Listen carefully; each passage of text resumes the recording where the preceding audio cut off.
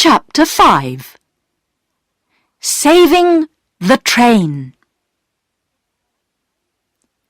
One day, the children were walking by the fence along the top of the hill beside the railway line. The line here ran through a deep little valley, and the hillside on both sides of the line was very rocky. But among the rocks, grass and flowers grew, and many small trees. Phyllis stood by the fence and looked down to the lines at the bottom. "It's like looking down the side of a mountain," she said. Suddenly, they heard a noise. It was soft, but very clear, and slowly began to get louder. "Look at the tree over there!" cried Peter. The girls looked and saw a tree moving slowly downwards on the opposite side of the railway line. "It's magic," said Phyllis. "I knew the railway was magic. Look, some other trees are moving too." They watched as the trees moved on and on, grass and stones moving with them. Then a big rock began to move as well, and suddenly half the hillside was moving. A second or two later, everything came crashing down in a big heap on the railway line below. "It's right across the line," said Phyllis, feeling a little frightened now. "Yes," said Peter slowly. "And the 11:29 hasn't gone by yet. We must let them know at the station, or there will be an awful accident." "There isn't time," said Bobby. "It's past 11 now." They thought for a moment. "We need something red. Then we could go down on the line and wave it," said Peter. "Everyone knows that red means danger, and the train would stop." "Our petticoats," said Phyllis. "They're red. Let's take them off." The girls did this. Then the three of them ran along the line to a corner. When they were round the corner, it was impossible to see the heap of trees and rocks. "We'll need some sticks as well," said Peter, taking one of the petticoats. "Now." He took a knife from his pocket. "You're not going to cut them, are you?" said Phyllis. "Yes, cut them," said Bobby. "If we can't stop the train, there will be a real accident, and people will be killed." They cut the petticoats into 6 pieces and put them onto sticks. Now they had 6 red flags. Next, they pushed 2 of the flags into heaps of stones between the lines. Then Bobby and Phyllis each took one, and Peter took the other 2. They stood ready to wave them immediately the train appeared. It seemed a long time before the railway lines began to shake, and they heard the train coming. "Wave your flags!" ordered Peter. "But don't stand on the line, Bobby!" The train came very, very fast. The lines began to shake, and the 2 flags that were pushed into the heaps of stones soon fell over. But Bobby ran across and picked up one of them. "The train's not going to stop," she shouted. "They won't see us. It's no good." She ran on to the line, waving her 2 flags. "Get back, Bobby!" shouted Peter. But Bobby did not move from the line. She waved and waved her flags, shouting, "Stop! Stop!" as the big black engine came towards her. It did stop, but only 20 meters from Bobby. Peter and Phyllis ran along the line to tell the driver about the trees and rocks around the corner. But Bobby couldn't move because her legs were shaking too much. She had to sit down on the ground. But they had saved the train. "You're brave and clever children," the driver told them. Some weeks later, a letter arrived at the little white house on the hill. It was for Peter, Bobby, and Phyllis, and it said, "Dear Sir and Ladies, we would like to say thank you for saving the train and stopping a very bad accident. Please come to the station at 3 o'clock on the 30th of the month, if this is a suitable day. J. Inglewood, Secretary, the Northern and Southern Railway Company." It was to be a very special day indeed.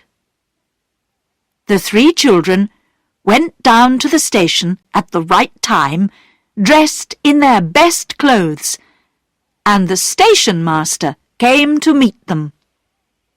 "Come into the waiting room," he said. He took them into the room where people usually waited for the trains.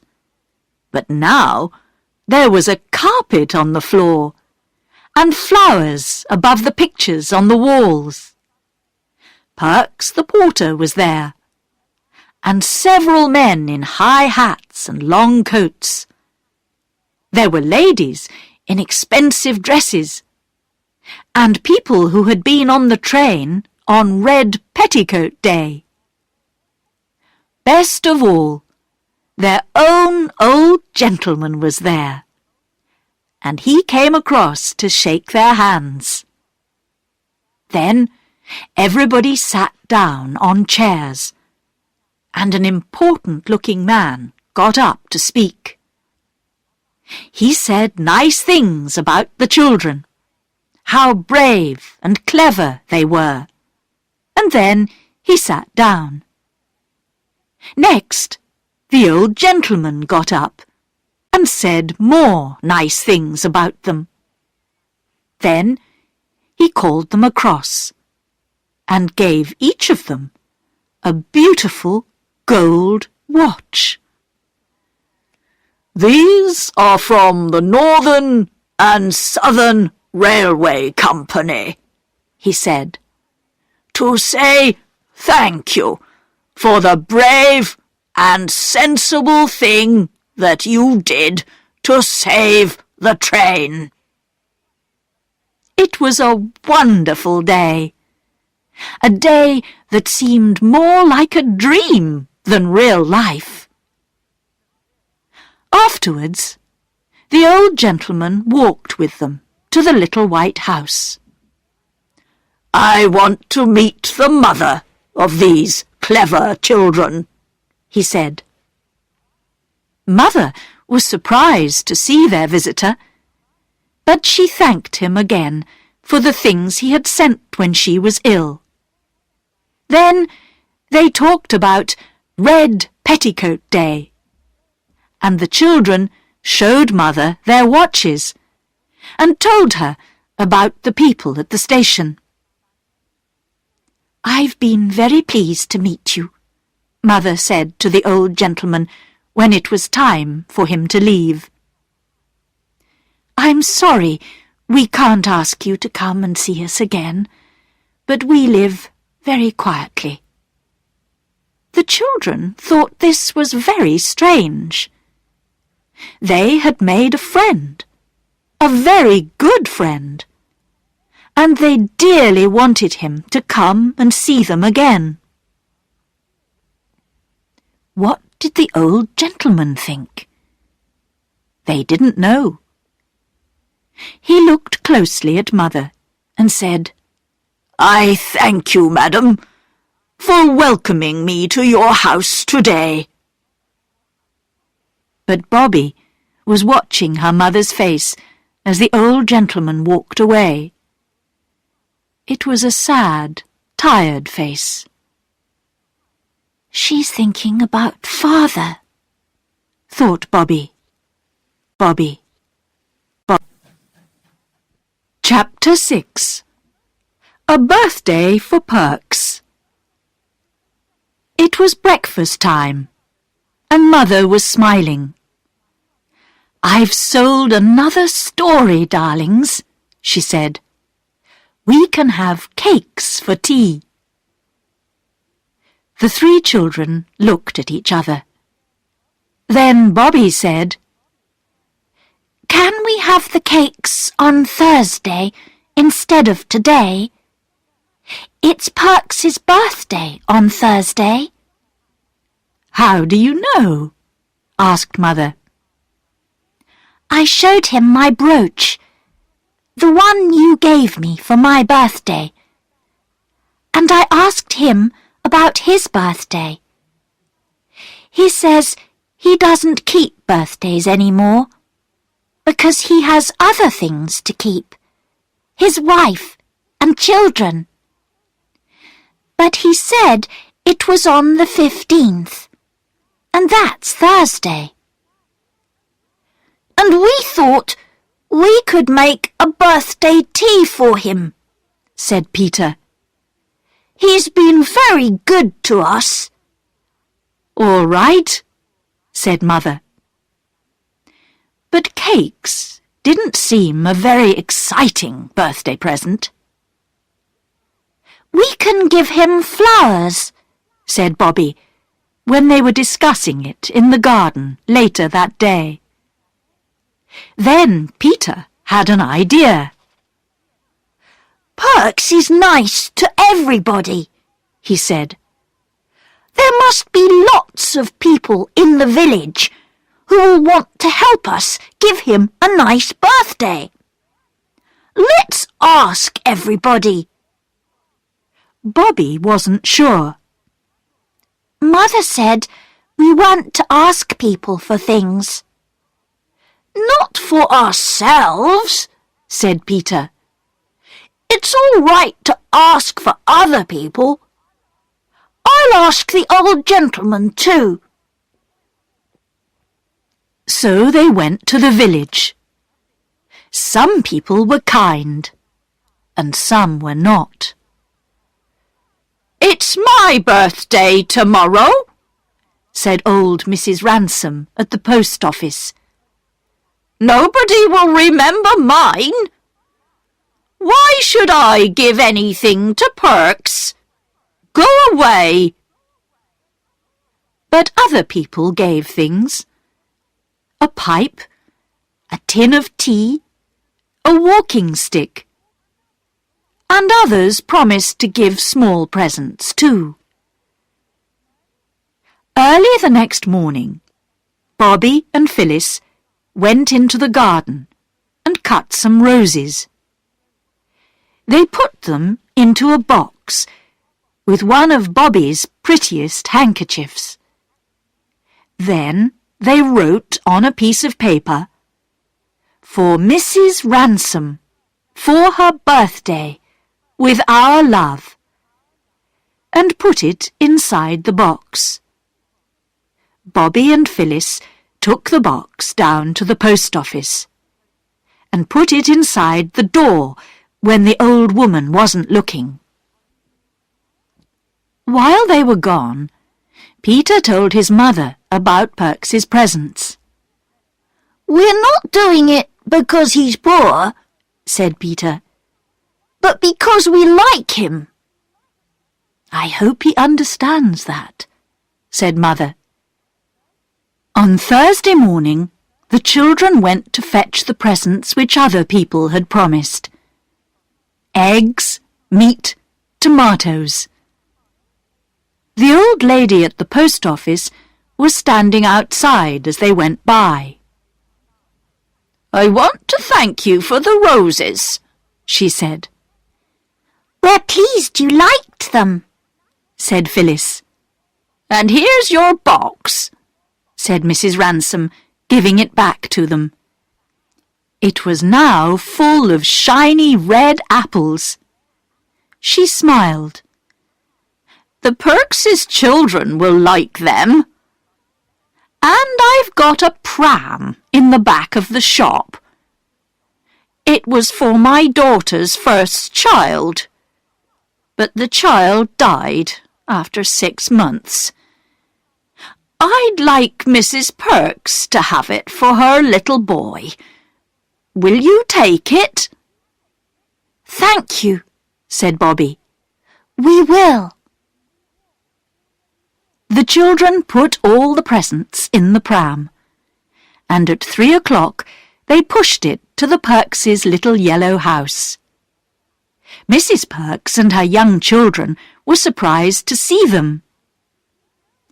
"We know it's Mr. Perks's birthday," said Peter, "and we've brought some presents for him." The woman's eyes got bigger and bigger with surprise as each thing was taken from the pram.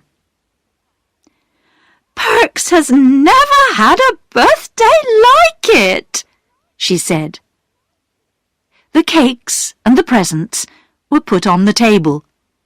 Then the children hid in the other room when they heard Perks coming home from work. They wanted to surprise him by jumping out and saying "Happy Birthday" after he'd seen the presents. "What's all this?" they heard him say. "What's that pram doing here?" His wife explained, but too quietly for the children to hear. But they heard Perks shout, "I'm not having any of it. We've managed all these years, asking people for nothing, and I'm not going to start taking things now. We may be poor, but we don't need charity." Bobby ran into the other room. "We thought you'd be pleased," she cried. "We didn't mean to do anything wrong," said Peter, following her. I'll never be kind to anyone again," said Phyllis, starting to cry. "Don't you understand?" said Perks. "People in the village will laugh at me. Poor Perks, he can't take care of his own family. We have to give him things. That's what they'll be saying now." "No," cried Bobby. "It's not charity. People were happy to give you birthday presents. The man at the village shop said, 'I'm pleased to give something to Mr. Perks. He always pays his bills.' And the woman at the post office wanted you to have the pram. It was for her granddaughter, but the little girl died." "I'm not sending the pram back, Bert," said Mrs. Perks when she heard this, "so don't ask me to." "I I won't," said Perks quietly. "And other people said you were kind and polite and hard-working," said Bobby. "They wanted to give you a birthday present. The old gentleman gave Peter £1 for you. He said you were a man who was good at his work. We thought you would like—" "Stop!" Perks said suddenly. "I take back every word I said. I don't know if I was ever so pleased. Not only with the presents, but with the kind thoughts of our neighbours. They're the best presents of all, aren't they, Nell?" "They are," agreed his wife happily. Perks looked at the children.